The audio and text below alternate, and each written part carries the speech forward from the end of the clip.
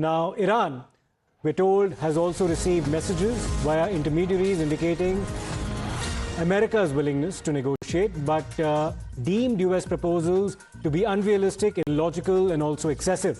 Now, this is what the Iranian Foreign Ministry is reported to have actually said in response to American claims that there are negotiations taking place through the intervention of intermediaries. Let me go across to Srinjoy Chaudhary for more on this. Now, Srinjoy, no negotiations is the official line that's been adopted by Iran all through, while Donald Trump has, of course, been taking a contrarian stand, saying that there are talks that are indeed taking place between the two sides through certain intermediaries. But even if there are, and even if we are to believe Trump, what's clear on the ground is that there appears to be a serious lack of progress. Well, negotiations are going on, and President Trump has said that there has been forward movement. But the point is that these are negotiations which ideally should be below radar. If they have to succeed, it has to be done quietly. If there are announcements made every day about who is involved, what the issues are, how Iran is reacting, chances are it can be counterproductive. And naturally, Iran, which has been attacked, which has to face all these consequences, there are political issues involved. There are issues that relates to telling the people of both countries where things stand. Keeping all of these things in mind, it may be normally better in all circumstances to keep things below radar. But the US president, of course, does speak about it every day, and maybe it may not be entirely productive. So we don't know how this will turn out, because it's also a stick and carrot in some ways vis-a-vis Iran. At least that's how America sees it. So how this will turn out remains to be seen, because it's not just Iran and America, not even Israel here, but also other countries, Pakistan, Turkey, Egypt, all of that. So as a result, there are too many people here, too many issues. So this becomes a particularly important and sensitive time for everyone, and perhaps less conversation about it would probably help. And Srinjoy, just to build on that, of course, the Iranians claim that there are signals being sent on the part of the Americans through intermediaries to negotiate, but a lot of the proposals that are currently being put forth by the Americans appear illogical and excessive.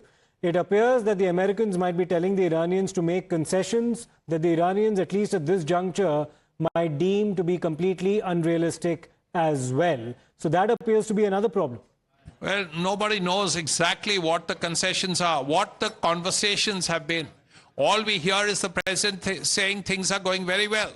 But I suppose the president may or may not remember what one of his predecessors had said. JFK, who had said that let us negotiate, not negotiate out of fear, but let us not fear to negotiate. So it's important to negotiate, and it's important to talk. But what the conversations are going on, it's also important to probably keep it below radar. Absolutely. Srinjoy, stay with us, because we have another important update now coming from Iran, which is that Mojtaba Khamenei, the supreme leader of Iran now, has confirmed what the Israelis and the Americans had earlier claimed, that the chief of Iran's Navy, Admiral Alireza Tangsiri, has been killed. And Tangsiri has now been described by Iran's leadership as a martyr, a courageous son of Tangistan, a soldier of Iran, and a guardian of Islam. That's how he's been hailed.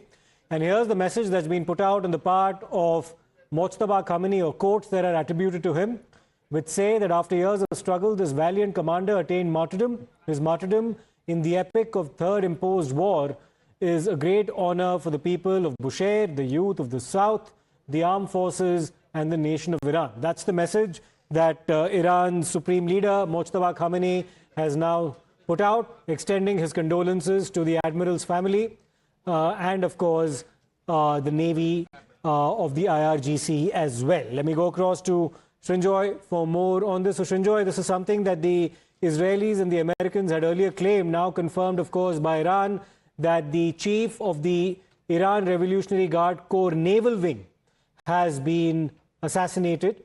And, of course, the supreme leader of Iran, Mujtaba Khamenei, who's taken over after his father, has extended his condolences. Another setback to the IRGC, but they've sustained this particular conflict despite casualties, Srinjoy, for more than a month now. What is more worrying is the fact that these top leaders are being killed. Now, they are in Iran. How is it that the other side knows where they are and exactly where they are and at what time? That's actually the question. All of them would be fairly secure, and yet there have been three separate cases, many more actually, but let's just think of three. Okay, you could argue that the supreme leader was killed on that first day when people were taken by surprise. But what happened with Ali Larjani? What happened today with Admiral Tangsiri? How is it that the other side knew where exactly they were? And then strikes were aimed at them with so much clarity. How did the other side know where the admiral was? That's the question that the Iranians have to look at. And that's something that has to be taken into account.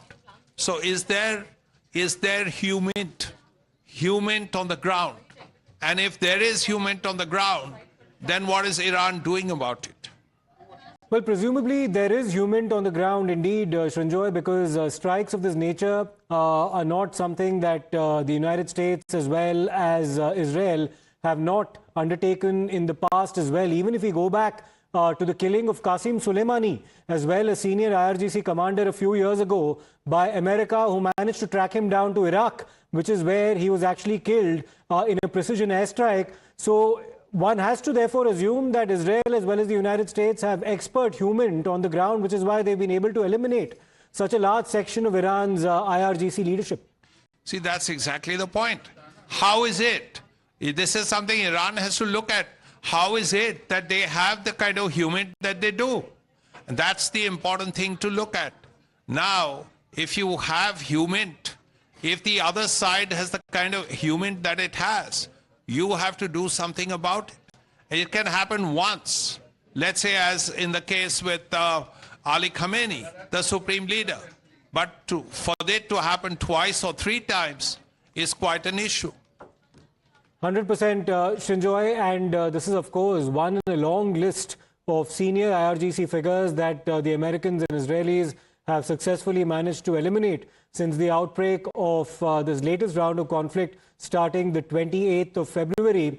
And while, of course, we've been discussing, Srinjoy, the prospects of backdoor negotiations between Iran as well as the United States, what's also not helping the cause is Donald Trump's own proclamations, including the possibility of ground presence or some kind of presence on Karg Island as well. But we'll keep coming back to those updates.